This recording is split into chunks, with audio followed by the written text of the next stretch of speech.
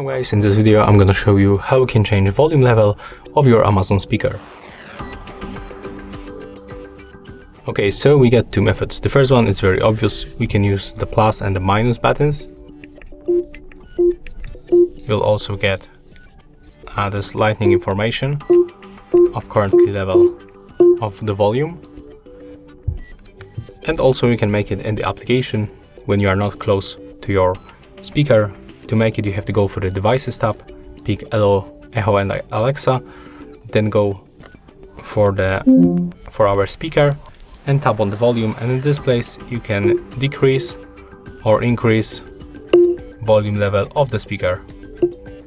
As you can see, that's very simple, and that's all for this video. If you find it helpful, remember to leave a like, comment and subscribe.